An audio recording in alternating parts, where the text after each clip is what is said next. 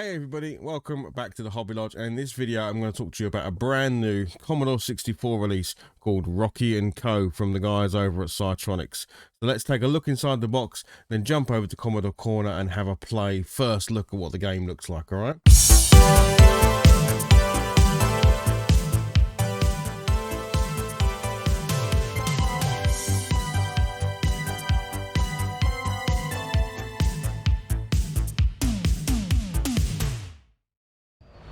So yes, it's been a little while since I've played with a new homebrew game. I do have some on the back catalogue that I want to get through, but when this came through the other day, once I opened up the box and saw what was inside, I thought it's definitely worth showing you guys, and maybe you'll go out and pick it up yourself. I have bought it. It's not been sent to me by Psytronics. You know how much I praise them, but I praise them because when they have pre-orders, they arrive on time. When they release products, they're always of the highest quality. Their customer service is amazing, and therefore I trust them as a brand to use time and time again. I cannot say the same about other companies out there that produce Commodore 64 homebrew.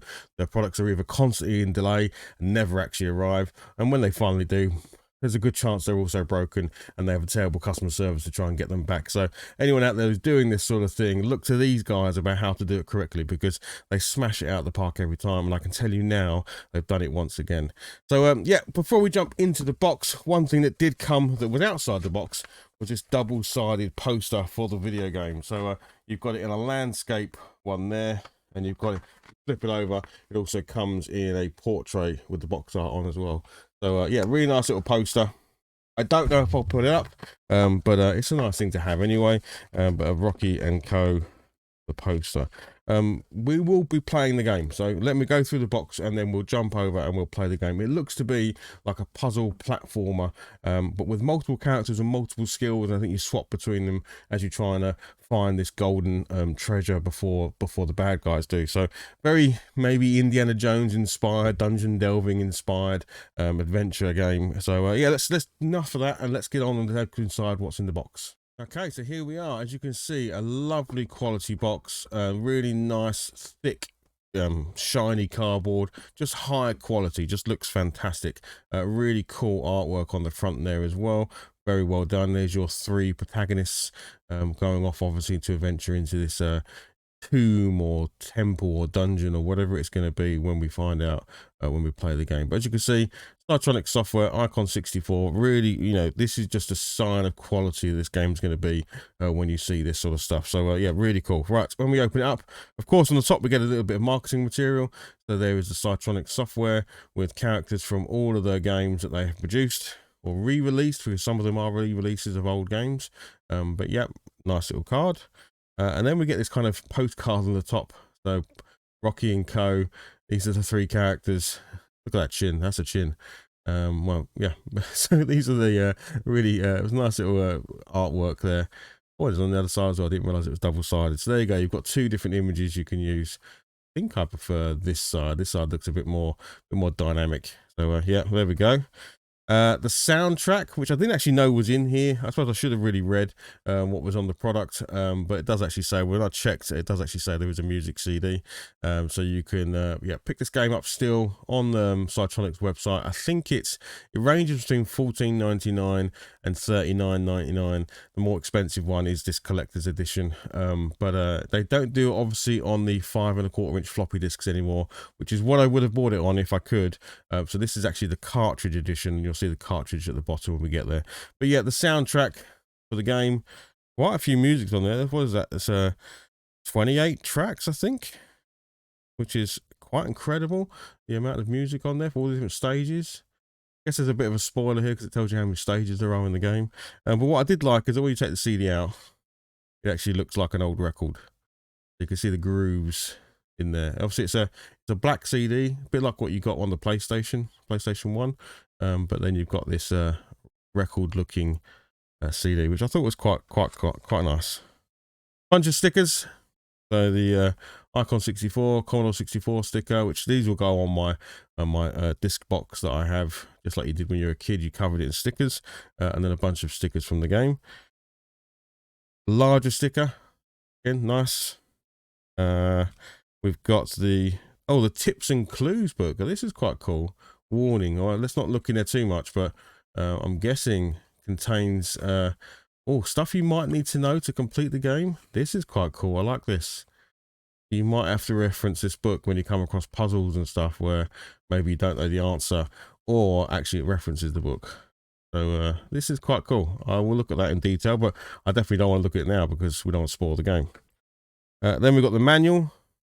Nice full color manual, glossy manual again.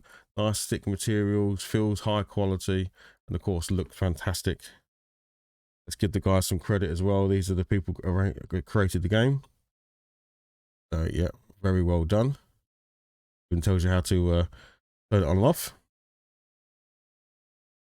The game, the controls, tips and tricks again, what the panel's going to look like, all of that sort of stuff. Oh look, that's even some nice artwork in the beginning there. So cool that someone sat there and obviously drew. This is very talented. I could never draw anything even remotely close to this kind of stuff. That's really nice. Some other little bits. We've got a Commodore 64 keyring. This may be going onto my keys very shortly. Little badge. Nice.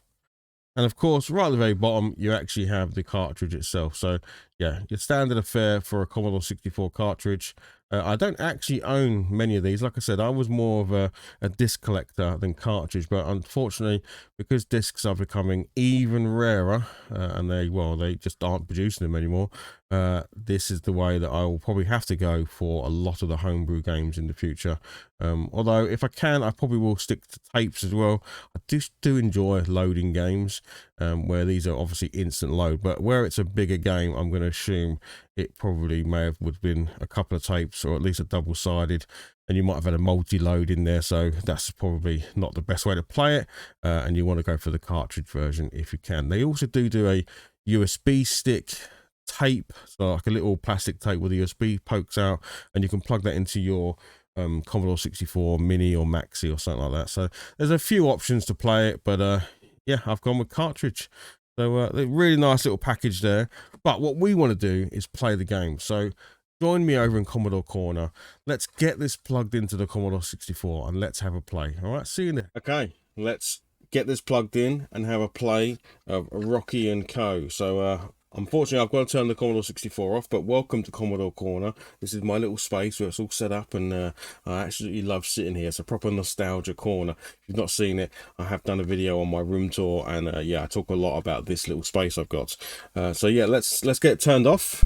I mean, hopefully it works, because I have done a lot of praise about the quality of the products, but we are seeing it live, so you know, let's see what happens. Or maybe I wouldn't upload the video if it didn't work, but we will. Oh, we'll just let this play.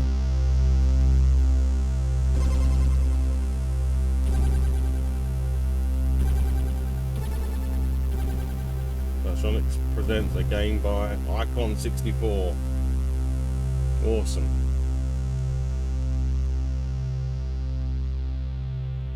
I do love it when games have got like a sort of grand sort of opening like that, so it sounds very cool. So, have you noticed what they're doing? They are mouthing the theme tune to the song. Very good, I like that a lot. Here we go. They are singing the theme tune to you. Alright, let's skip on. There we go, we're in the game, Rocky and Co. This immediately feels like a point-and-click adventure game to me. I know it's not that, but this start screen invokes feelings of like Monkey Island, Simon the Sorcerer, those types of games where you would have a scene like this and the characters are doing the same thing over and over again. Even the character drawings, but very sort of point-and-click adventure to me. Man, a point-and-click adventure on the Commodore 64. I need a mouse, but yeah, very, very cool. But of course, this isn't that. This is a very difficult, I think, puzzle platformer. The Rocky's pals Spud and Jet believe they have discovered the location of the Golden Condor of that place. Let's get into it. So here we are. This is the game. So from what I understand about it, you have 3 characters. So you have Indiana Jones type looking character, or Rocky, and he has a whip. You then have, you can use the space bar, I've discovered, or read that you can use the space bar, or you can use the down and fire to change. So I am going to stick with the space bar just because it's right there, but you could also, I think you hold fire, yeah, hold fire and press down like that, and you can change character. So whichever way you prefer to do it. So you've then got the this guy here, Spud, who's the bald guy, and his characteristic is very strong, so I'm guessing really good at pushing stuff, maybe lifting stuff, I don't know. And then you've got Jet here, who is, as you can already see, super fast, so good for getting across areas that maybe need speed. So let's take Indiana Jones first, because I think I need to get up to that thing. So we're gonna put that block there. Okay. So now I need to find a way to. Oh. Okay, that was good. So we've now opened the door. I'm gonna kill another snake. Oh! That was just bad. That was just bad playing. That was nothing other than that. I wasn't facing the snake when I whipped. So we've now opened the door. Right, so I guess everyone doesn't follow you. Okay, so you need to take... This is where you need to think about the order of things. So I need to kill the snake, change character, and then get the other characters up there, I guess. So everyone needs to leave the screen at the same time, I guess. So we want to go back to... and then we want to change to Jet. Get Jet up there, because I don't have a weapon by the looks of it, so... and then we're back to me.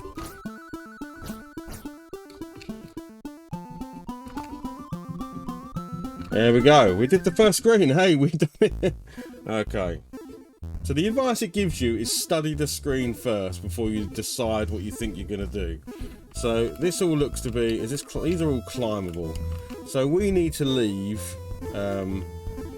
via that exit over there, I guess. So I think this is maybe a job for the strongman. Can the strongman get up there? Aha! Look, there's a button on the ground there. So someone stands on the button and they go up. So this is where I think probably he needs to stand there, because then... Oh, I thought he would hold it up.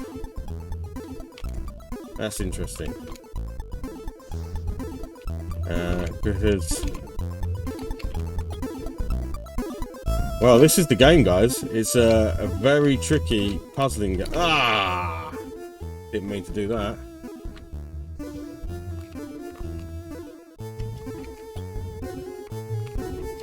So we're going to stand her on there. We're going to switch over to Indy.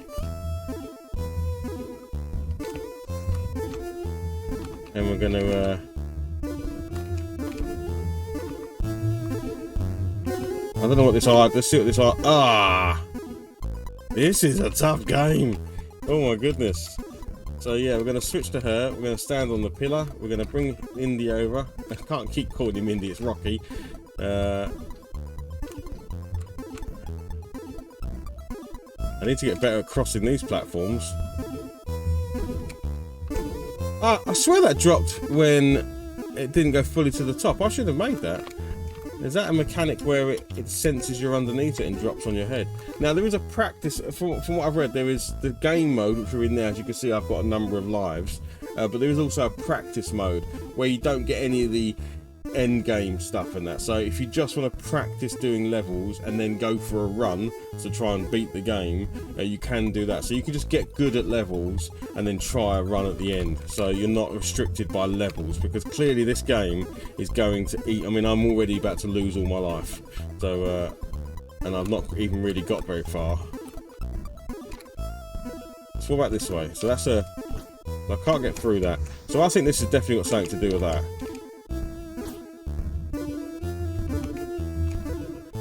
That is hard. So maybe you've got to be Speedy Woman to get through that then. So maybe I should stand on this. Maybe Speedy Woman's the best woman to go through here. So I need to go for a run, don't I?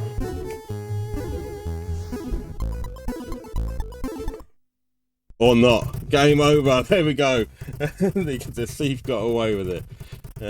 He got the golden eye. There's the bad guy with the golden condor. Well, look, this is a very quick look at the game. It's one of these games you've got to get good at. There's no two ways about it.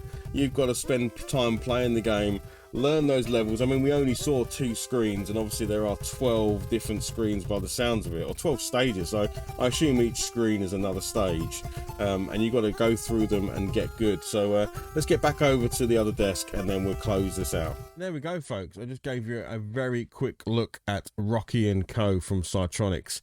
As you saw, what fantastic music, by the way. I didn't even get a chance to mention that, and that was only, we saw like the opening sequence and 1 and 2 stages. So really like the music. It was very well done, and they always do. The guys that are involved in these games just always smash it out of the park, and the graphics look lovely as well. Hopefully it looked well.